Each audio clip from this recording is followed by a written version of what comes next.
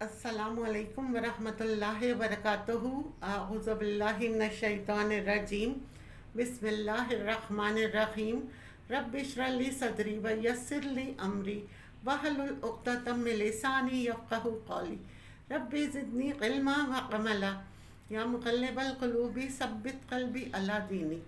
आज का मेरा टॉपिक है मौत के बाद क्या होगा। मौत के बाद क्या होगा, ये जवाब भी अल्लाह ने कुरान में दिया है कि मौत के बाद क्या होगा। एक बड़ा तबका तो ये कहता है कि कुछ ना होगा, मर गए, मरकर मिट्टी हो गए, कोई कब्र से निकल कर नहीं आता। हम भी जब मर जाएंगे हमारी हड्डियाँ चूरा हो जाएंगी। मज़ीद डिस्कस करने से पहले इस वीडियो को लाइक करें, शहनाज मकसूद चैनल को सब्सक्राइब करें और बेल आइकन को ज़रूर क्लिक करें। फिर उसे कौन ज़िंदा करेगा। आस बिन वाइल हमारे नबी सल्लल्लाहु अलैहि वसल्लम के पास आया। उसके हाथ में एक पुरानी हड्डी थी, वो बिल्कुल नरम हो रही थी। उसने कहा, आप सल्लल्लाहु अलैहि वसल्लम के सामने हड्डी को मसल दिया और सुरमा बन गई वो। फिर वो उसने फूंक मारी, वो हवा में उड़ गई। फिर कहने लगा, ए मोहम्मद, क्या तेरा रब इसे ज़िंदा करेगा। तो अल्लाह ताला ने फ़ौरन जिब्रील अमीन को उतारा और कहा कि इस कमबख्त को बताओ, देखो अगर इसको जिसे मैंने गंदे पानी से बनाया वो मुझसे झगड़ा कर रहा है, वो मुझसे दलीलें मांग रहा है और मुझे मिसालें देता है और मुझे कहता है कि इस पुरानी हड्डी को कौन ज़िंदा करेगा जो सुरमा बन गई हैं। बताओ मेरे हबीब, इसे जो ज़िंदा करेगा, जिसे उसने पैदा किया है, बनाया है, हर मखलूक पर उसकी नज़र है। अंधेरा उजाला बराबर है, ऊपर नीचे बराबर है, यानी इन सब पे अल्लाह की नज़र है। ज़मीन का अंदर और ज़मीन का ऊपर बराबर है, समंदर के ऊपर और समंदर के नीचे बराबर है। 800 मीटर के बाद, यानी समंदर के अंदर की गहराई को देखें तो 800 मीटर के बाद सूरज की रोशनी समंदर के अंदर सफ़र नहीं कर सकती। 800 मीटर के बाद नीचे अंधेरा है, खाली है। अगर 12 बजे ऊपर का सूरज है, आसमान साफ है, चमकती हुई धूप है, और समंदर में 800 मीटर के बाद अंधेरा है और उसमें खरबा खरब मिलियन ट्रिलियन मछलियों को पैदा करता है, ज़िंदगी भी उन्हें देता है, रिस्क भी देता है, मौत भी देता है, ग़िज़ा भी पहुंचाता है। किसी एक से भी एक लम्हे के लिए मेरा रब गाफिल नहीं है। एक ज़र्रा भी रब की नज़र से छुप नहीं सकता। जिधर भी जाते हो चले जाओ, अल्लाह खींच कर वापस ले आएगा और अपने सामने खड़ा कर देगा। तो मौत के बाद क्या है, अल्लाह फरमाता है, अभी एक एक करके मार रहा हूँ, एक दिन मारूंगा सबको, क्योंकि क़यामत का वाक़या वो होना ही होना है। उसे कोई रोक नहीं सकता, ना झुठला सकता है। ज़मीन में ज़लज़ला और पहाड़ थरथराए, कपकपाए, रेज़ा रेज़ा हो गए। वो एक दिन आने वाला है। आसमान फट जाएगा, हर शय उखड़ गई, हर शय को उखाड़ पछाड़ दिया। सूरज, सितारे, पहाड़, जानवर, समंदर, ये सब अल्लाह ताला फरमाते हैं मिटा दूंगा, ख़त्म कर दूंगा, कुछ बाकी ना छोड़ूंगा, हर शय को फ़ना है। एक तेरे रब को बका है, बाकी सब की मौत है। सबको मौत देकर फिर अल्लाह ताला मलकुल मौत यानी फ़रिश्ते, मौत के फ़रिश्ते से पूछेगा कि कौन बाकी है। ज़मीन वाले मर गए, आसमान वाले मर गए, 4 फरिश्ते बाकी हैं जिन्होंने अर्श को पकड़ा हुआ है, और 4 फरिश्ते जो अल्लाह के मुकर्रब हैं। तो अल्लाह ताला पूछेगा कि कौन कौन बाकी है। वो कहेगा, या अल्लाह, ये बाकी हैं। अल्लाह ताला फरमाएंगे कि अर्श के फरिश्तों को मौत दे दो, वो धड़ाम से गिरेंगे अर्श के फरिश्ते। फिर अल्लाह कहेगा कौन बाकी है, तो वो कहेगा, या अल्लाह, जिब्रील, मिकाईल, अज़राइल और इसराफील बाकी हैं। अल्लाह ताला फरमाएगा, जिब्रील, मिकाईल मर जाएं, तो अल्लाह का अर्श बोल पड़ेगा, या अल्लाह, जिब्रील, मिकाईल को बचा लो। अल्लाह ताला फरमाएंगे, चुप हो जाओ, मेरे अर्श के नीचे सबको मरना है।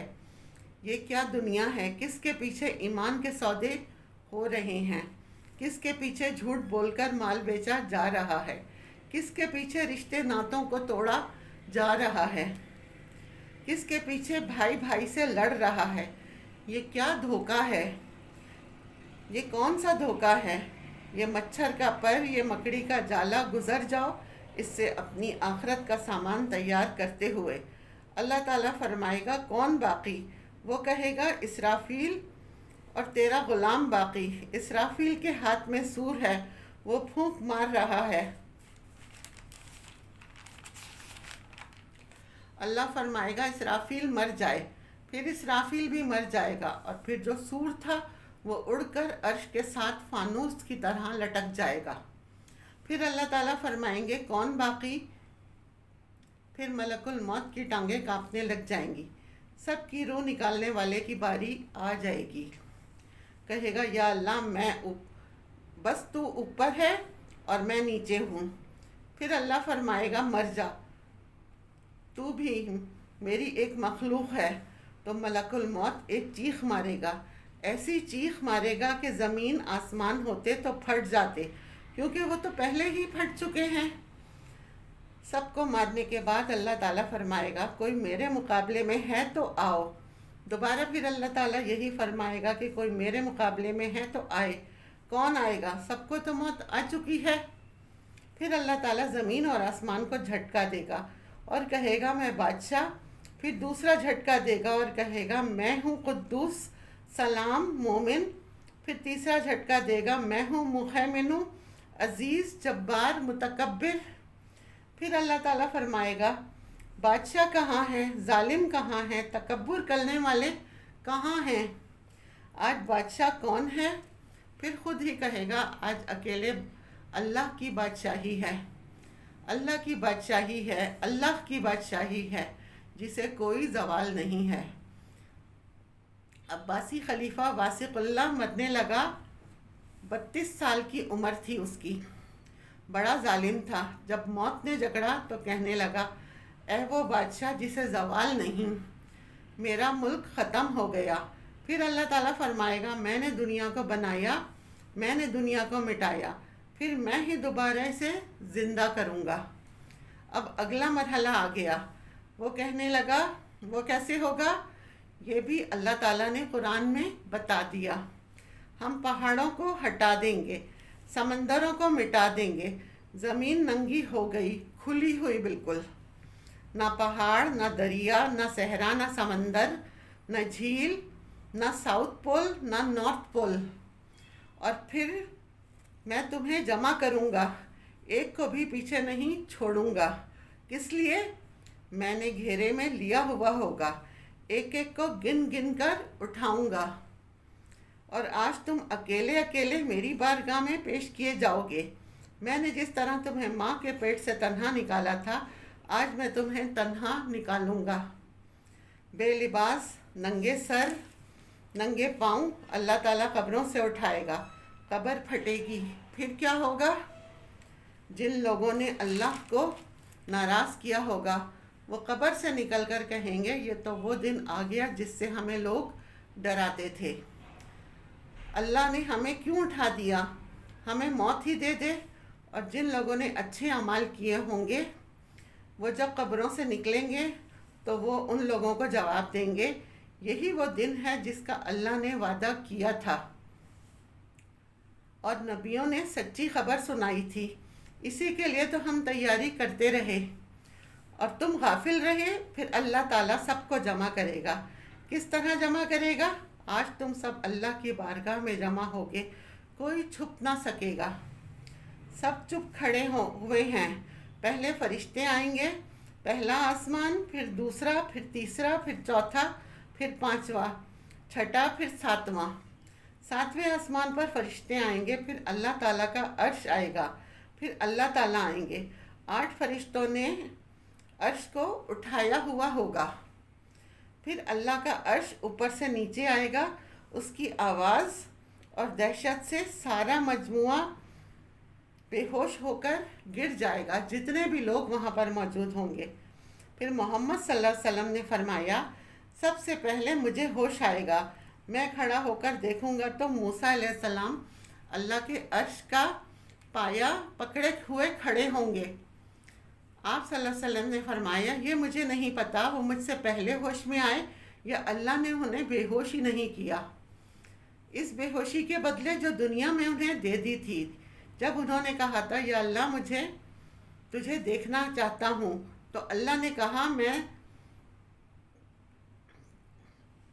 نے کہا دیکھ سکتے ہو؟ بولے تھوڑا سا دکھا دے۔ اللہ نے تجلی ڈالی تو 40 دن کے لیے بے ہوش ہو گئے۔